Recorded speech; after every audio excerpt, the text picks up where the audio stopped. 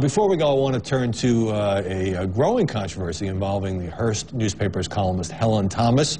A video was posted this week on a site called RabbiLive.com. She was asked by an unidentified interviewer, or maybe the rabbi, for her views on Israel. Here's what the video shows.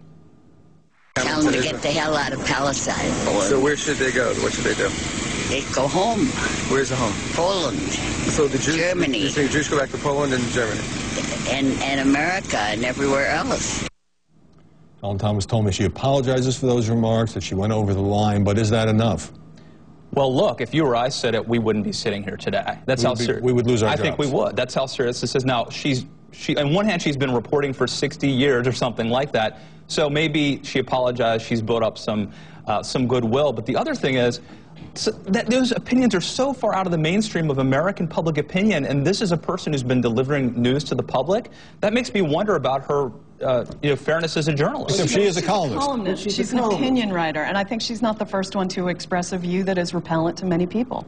It is repellent, and I'm glad to hear you say that. You know, my view is oi. I mean, I wish she had said this. I've known Helen for years, and I think well of her, but it was a dumb remark. Pat Buchanan recently had a column saying there were too many Jews on the Supreme Court, and people got in an uproar about that.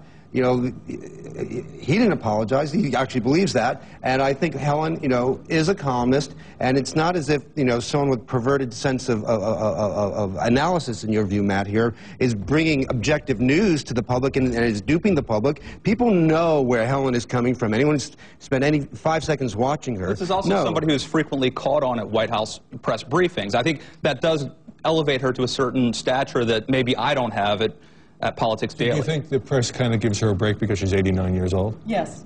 Okay. Yes. And look, the whole situation in the Middle East is a complicated one. There are intense passions on all sides. Yes. But to call for the Jews to leave Israel, give up, abandon their country, go back to Germany and Poland, that I thought was just shocking. And there have been calls by Ari Fleischer and others, former Bush press secretary, for her to be fired. I don't know whether that will happen.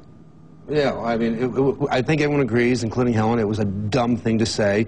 And I think when you come to a decision, you know, a media company about whether you fire someone or not, you look at a bigger picture as well. Your soundbite will be oi. That will oi. Be bite of the day. I stand by that. That'll be the tweet of the day. David Corn, Julie Mason, Matt Lewis, thanks very much for joining us.